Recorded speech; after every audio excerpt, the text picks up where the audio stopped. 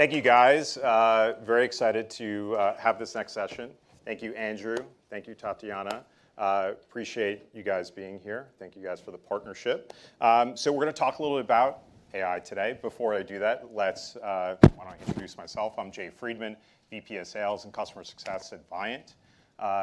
Andrew, Tatyana, why don't you guys share a little bit more about your roles, where you work, and because we're talking about AI, share what your favorite prompt is right now.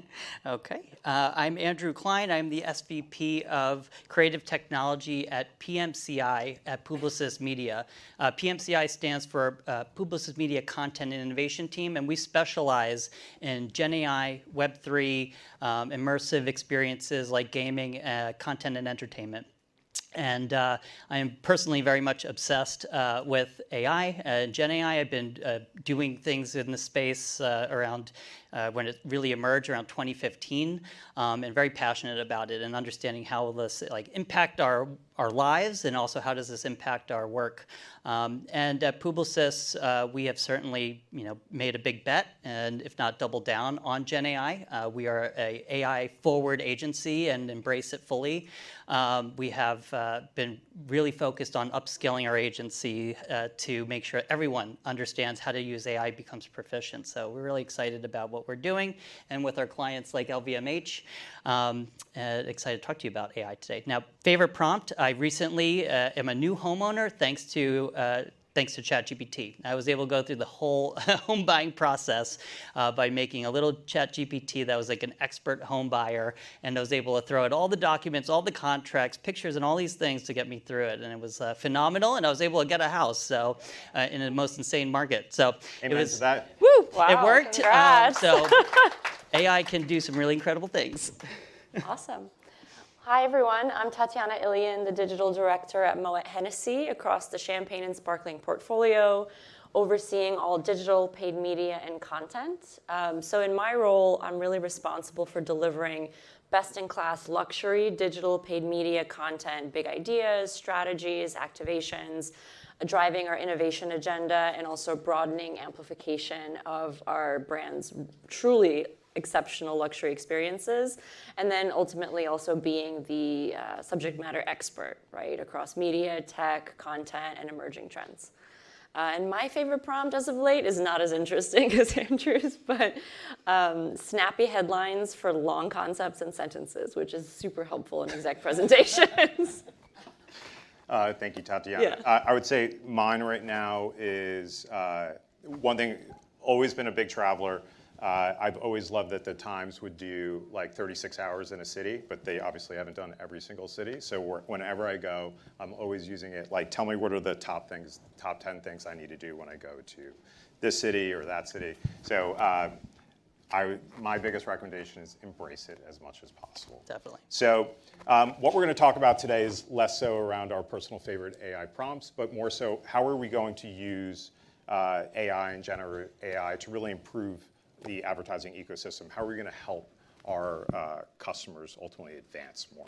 So just one thing I wanted to point out, there is a QR code via slido.com here that you can use to obviously ask any questions, and if we have time at the end, we'll certainly take some questions. So let's talk about rise of AI, right? AI has been around for decades. The AI has been in advertising for over 10 years, whether it be through programmatic advertising, dynamic creative, predictive analytics. So it's already advancing how we execute campaigns, how we execute creative. But in the past couple of years, particularly because of OpenAI, ChatGPT-4, there's been an explosion of Gen AI applications, right? So Andrew, this is what you do every single day. Help me understand a little bit around what are some of the examples at Publicis and PMCI that you guys are bringing out to market. I think the crowd would love to hear a little bit more around what you're doing. Sure. As I was mentioning, we basically have, since 2017, launched a platform called Marcel, named after the agency founder. And we ended up in 2017 skipping Cannes entirely as a group. And it was a big thing in the news, but what we ended up doing was actually investing all the money we would have done at Cannes into an AI platform called Marcel. And this was really our foresight to understand that this was going to be a game-changing technology in our industry. But if you keep this locked away in a corner and don't teach people what it is and how to use it, you're not going to be able to tap into the magic, of what this technology is capable of. And so we've been actively training, over 100,000 of our employees on becoming AI proficient, and not only understanding what is an AI use case when you are basically wanting to create something, right? So you could create, you can make things. You've seen DALL-E and Midjourney and all these technologies, but there's also a lot of the back-end stuff. What are we doing on our day-to-day as media planners, as strategists, and how do we take advantage of that? Because we don't always need to make pictures, good for decks, but like how are we going to use Gen AI in our everyday work as we're trying to media plan and trying to make amazing media plans that help us at the end of the day reach the right audiences and do so efficiently. So we have creative elements, great for scaling content and DCO, but then we're also very deep into understanding how's this working with media plans, how are we understanding, analyzing all the data that's coming in from these information sources and trying to identify these insights. And so again, teaching people how to do these and be proficient, especially with like prompt crafting, how do we talk to it is so important. And it's just like knowing how to use a computer today, or where Google came in, right? And you have this need to understand how to do a Google search, right? And I'll have to Google that for you. Everyone needs, and all of us in this room need to become proficient how to prompt. And so this is how we could take advantage of this cool new tech. So outside of the creative, it's like getting into media planning and analytics, and how do we start talking to these media plans? How do we start talking with the AI to help us and craft, either more or better plans? So Yes. It's really interesting. Well, thank you for that plug. We'll talk about Viant AI in a little cool. bit. But Tatyana, I mean, I know this is relatively new for LVMH, but how do you really foresee some of these Gen AI applications and how ultimately your brands would leverage it? Yeah. For me, it's really about unlocking value across three key areas: consumer experiences, content production, and media planning. But within those, the biggest areas of opportunity are really within that customer interaction and discussions with a particular brand, and really automating that process. So think assistants, bots, virtual ambassadors, virtual influencers, right, as we do a lot in that space from a luxury perspective. I would also say new applications in search and social, and of course programmatic. We were just talking about this earlier, but search has had a lot of advancement as it relates to AI lately, and we're still kind of waiting to see what that media opportunity is. But with programmatic, that's been a bit nascent, especially for my portfolio of brands historically. So that's something that's a big priority for me to be testing and learning into in 2025, and really understanding what those capabilities are for luxury, but for Alcbev specifically. And then finally, I think in terms of ways of working, process, planning, insights, really automating that entire process from planning, execution, optimization, insights, kind of another plug for Viant AI, isn't it? And just ultimately creating, all done by AI, right? But I think in the end, all brands need to understand and identify the best use cases for them, and then deploy a crawl, walk, run approach as it relates to this, because we don't want to be riding the wave of a fad, so to speak. We want to be engaging with AI thoughtfully. Yeah, and I think to that point, obviously LVMH, you guys had, if you're either a big fan of LVMH or you're a big fan of F1, which I am a huge fan of both. But there was a massive announcement, 10-year partnership, right? Yeah. So I think what, like, relative to Gen AI is, how are you really envisioning how AI and Gen AI like enhances the storytelling aspect, right? But at the same time, how do you ensure that you stay truthful to what your consumers expect, right? Luxury brand, there oftentimes you have to be very, very thoughtful. Can really AI applications replace that human emotion aspect? How do you find that balance? Yeah, I definitely don't think it can replace the human emotion aspect, but for me, I think of personalization, customization, and back to content production that really come to mind. I mean, having the ability to really personalize a message to an individual or group of individuals, and then create assets at scale via automation that enable that personalization, that is such a huge opportunity for us, right? The challenge, to your point, is that we need to do it in a way that's luxury, elevated, and doesn't compromise the integrity of our brands and brand ethos. And I think that's really where the human element of things comes in. So I think we can strike a balance there.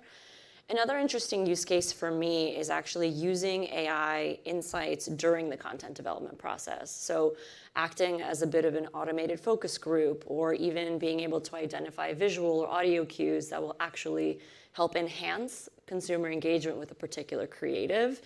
For us in luxury, it's all about amplifying brand meaning, creating an emotional connection. So if an AI machine or program can help us do that in a better way, then I'm definitely on board. Yeah. Yeah, I always think about it as like, how can we help accelerate the process? How can we scale execution, whether it be creative, planning? AI is all about how can we do it faster and with greater efficiency.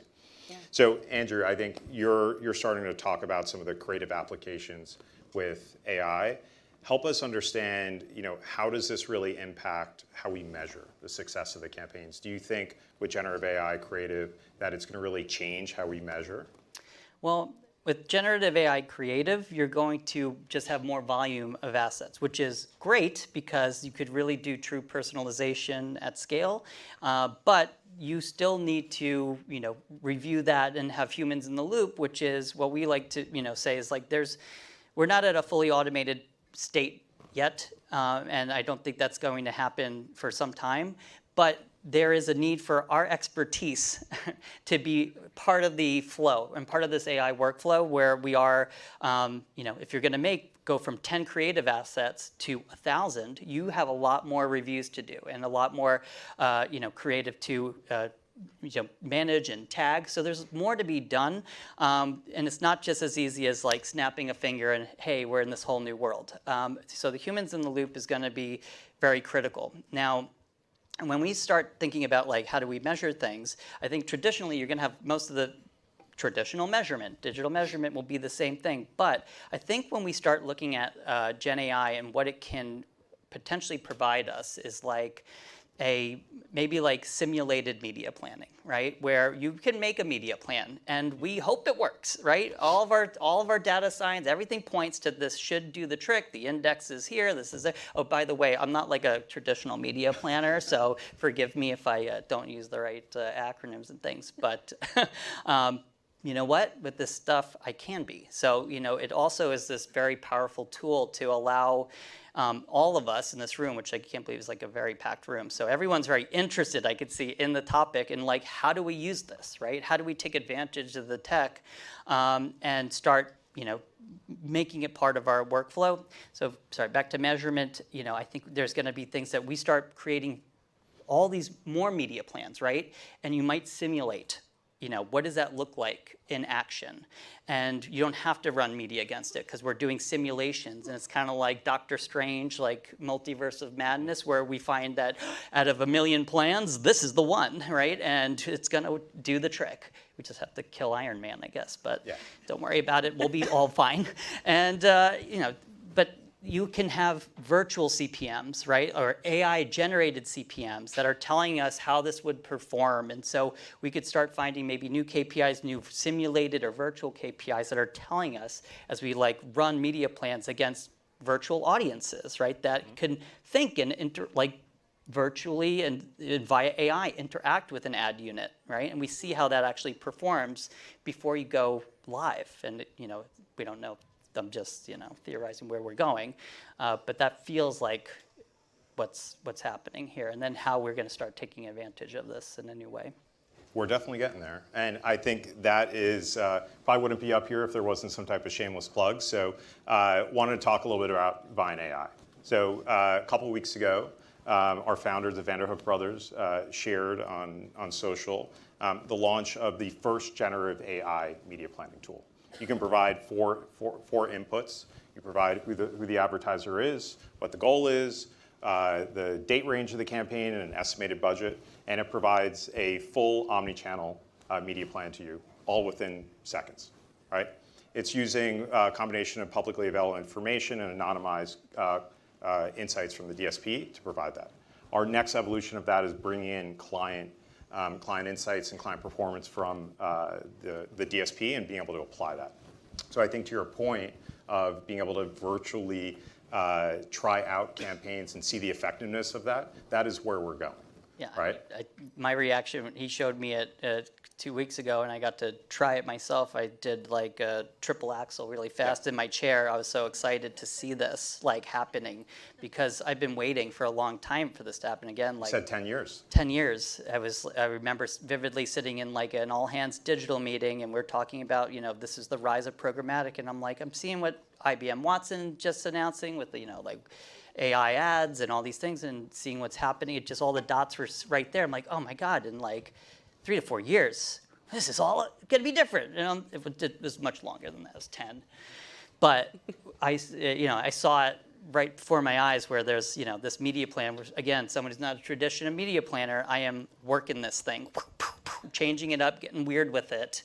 And it was great because that's not something I could do, and definitely not something I could do as almost instantaneously, and playing with it and getting I guess we were getting pretty innovative with how we were throwing, like trying to throw curveballs. But that also just unlocked this opportunity. Like if you could talk to a media plan and then change it at a whim and start using more creative insights, things that are happening in the zeitgeist of culture at the moment. How do you pivot with that? What's the opportunity to switch everything up, like in a heartbeat, do real-time, disaster recovery media planning without going dark, without going, in a blackout? You could pivot and pivot fast, which I think is super interesting and a big opportunity. Yeah, I think a big part of our goal is all about democratizing access, right?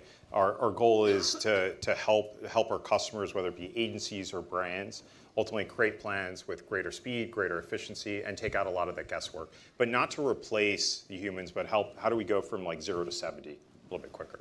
So, Tatyana, you've had the opportunity to check it out. I've told both you guys, have fun with it, try to break it. And just for everyone else in the crowd, just go to Viant.ai. You can just go there, you register for it. It's free, no special, no frills there, and you can get access and have fun with it. So, but I would love to hear, how are some of the applications that you played with it? How do you see it relevant to your portfolio brands? How does it help change the strategy and planning execution for you? Yeah. In so many ways, right? From personalization, which I keep talking about, prediction, productivity. Having the ability to automate tasks that were previously, or still are, tedious, time-consuming, and free up people to really do the bigger picture work, the strategy development that's so important. That's such a huge opportunity. I think being able to even simple things like automate budget allocations, potential outcomes, uncover insights that we previously couldn't see because of just sheer human limitations, but then also enrich our data strategies, right? Complement our data, especially where we have loss of signals. And of course, as I always come back to, personalization, because that all goes back to storytelling and the luxury experience. But I think it will change the way that we work with media agencies as well. I think we'll all have to adopt a real test and learn mindset as we uncover the applications here. But in the end, I think it will make us so much more data-driven and efficient, which is really a priority for me. Yeah, love to hear that both you guys are leaning in. I think at the same time, right, there's a lot of concerns, particularly on the consumer side, around does all these applications, does it potentially pose a threat to all of our respective roles in the industry? Whether you work at the agency or at the brand or you're on the vendor side, are all of us obsolete in a couple of years? So, I'd love to hear your perspective on that. Is it complementary, or should we really be concerned? I definitely don't think it's going to be this drastic takeover of AI. That's I don't believe in that whatsoever. What I believe is that Gen AI as a tool is going to amplify us and amplify our powers in whichever facet that is, whether that's media or creative or analytics or writing, anything. It's just going to be an amplifier to, again, help us get rid of the mundane work that's tedious and takes a long time, and get to the bigger picture things of being more creative, more insightful, identifying these insights.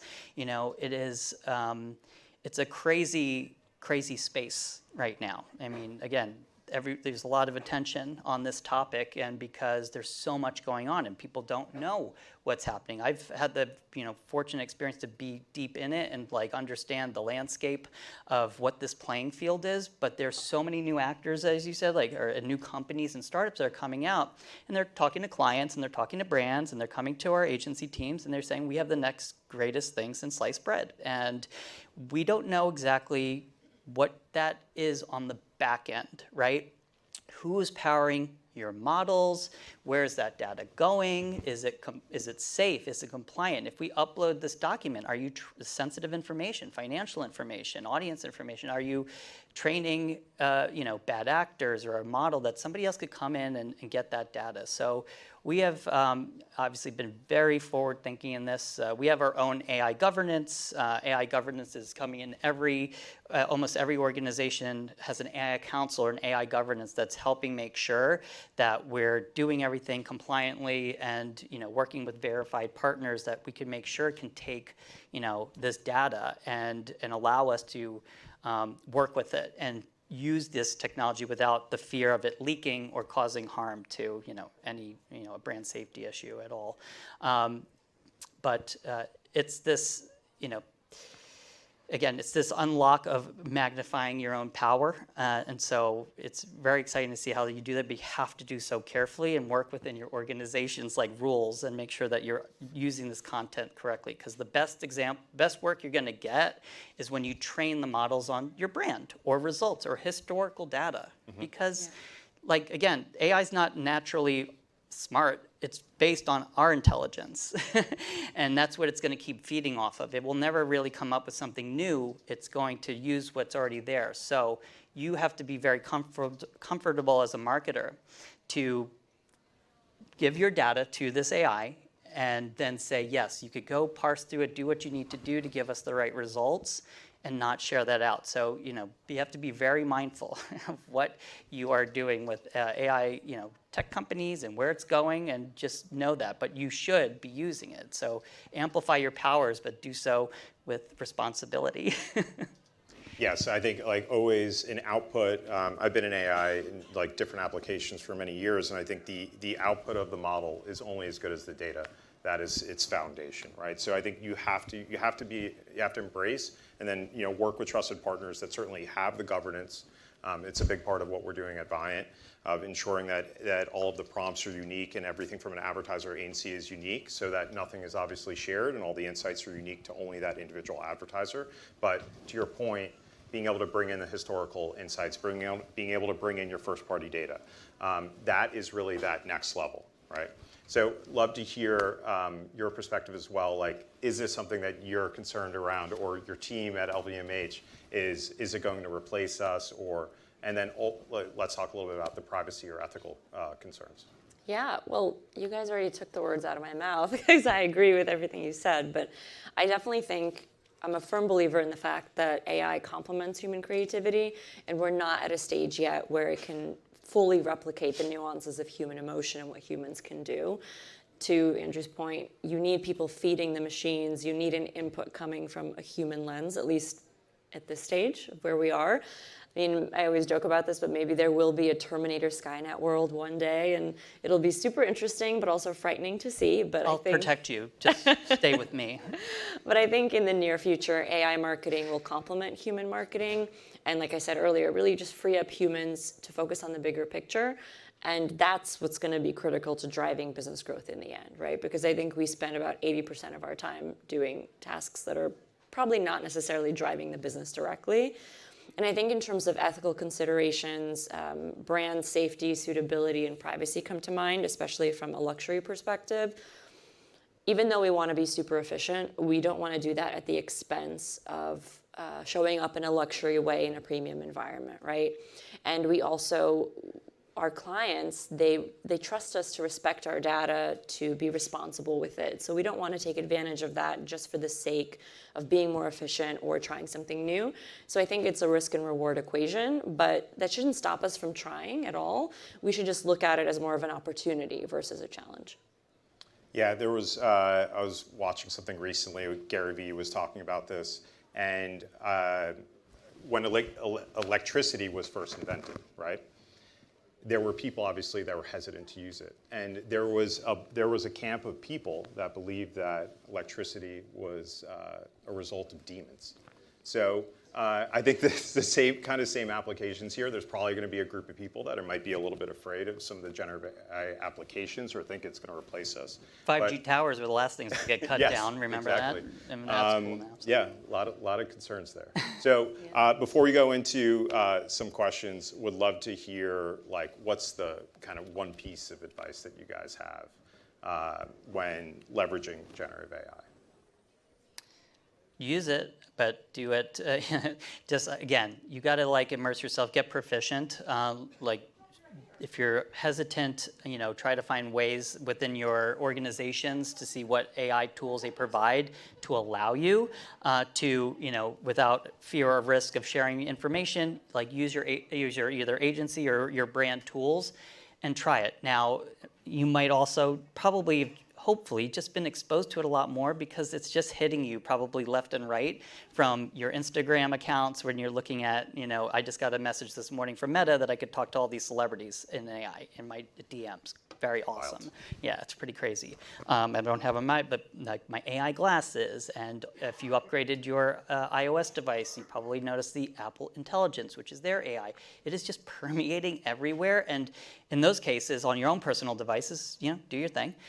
Just make sure that be aware of what you're sharing and how you're doing it, but use those, and that will help you get ease into the space if you're not already doing it. Use the privacy of your own Apple device and work your world that way. Yeah, I would say don't be afraid to get your feet wet and jump in. Do your research, identify the right use cases for the brand or the company that you're working for, see how it may apply to you, right? What can you achieve with it? And test and learn. I think it's here to stay. It's really not going anywhere. So I think it's really important to just be open to the possibilities. Clearly, I think I'm very open to possibilities. So if anything new and interesting is coming up, definitely send it my way. But I think we should all be looking for solutions that help make our lives easier and drive our business in a stronger way. So if this is one of those things, then let's go for it. Yeah, it's great. Absolutely. All right, so a couple questions here. Yeah. Like this one, do you think AI is replacing Google search? I think it's just evolving.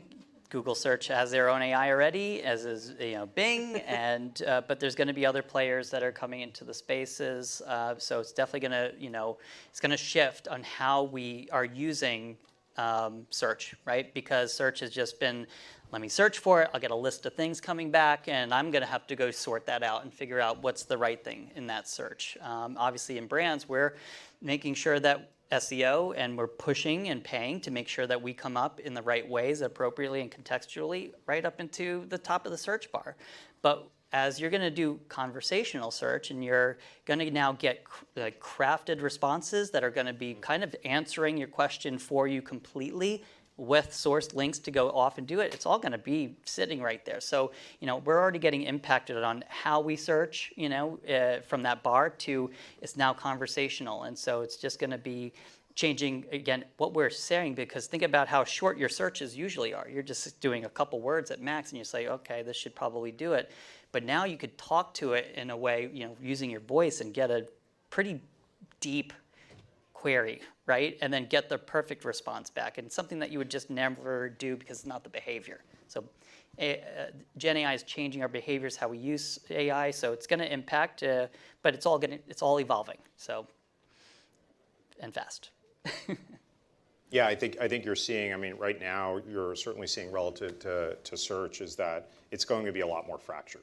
It's not going to be Google having 90% market share for search, and some of these generative AI applications will ultimately probably take up some of that market share. So you're going to be able to probably not go to just one single place anymore. So this other one was good. Let's see. Will AI be fully implemented to create digital assets in production? And talking about Publicis in-house production teams. Can you share a little bit more? Sure. We absolutely are using AI in different capacities, especially in the creative and production department, to help us, scale and create incredible, really incredible assets, and do that quickly, so that way we have more to use and more to create awesome digital experiences with. And it's happening in all different facets, but nothing is automated to the point where we're just doing it and saying, yep, that's good enough. We have our incredible production teams that are either taking that and making them perfect, or we also have tools that we're using to make things like non-hallucinogenic things, that your logos look like the logos should be, and that the people have all the fingers that they should have, right? Which is very important. And this is why we invested so early in the space, and we're not afraid of it, right? We're not going to say, oh no, we can't touch it. No, we totally use it. And our creative teams understand the power. We have something amazing called Gen Canva, which we've launched. It's a tool that we built, and it's part of our educational tool set, and it's it has ChatGPT, it has DALL-E, it has Runway, it has all the tools, all enterprise grade, all private, and we can now collaborate on a big mood board and play and imagine and create all together with creatives and strategists and anybody we need to bring in, and even the clients could come in and play with us, and we're building things on the fly, which we've never been able to do. No one's been able to do, and it's impossible without this really magical technology. So, we use it, it's powerful, and we're using it more and more, but every single day things are changing, and if you've been watching the video creative that's coming out, that's pretty wild stuff. It is just, we're all going to be able to basically make movies in our pocket, in a couple months. So, see you at the Oscars. Yeah. All right. Well, with that, I want to thank everyone for joining us. Thank you, Thank you. Andrew. Thank you, Tatyana. Thank you. Thank you.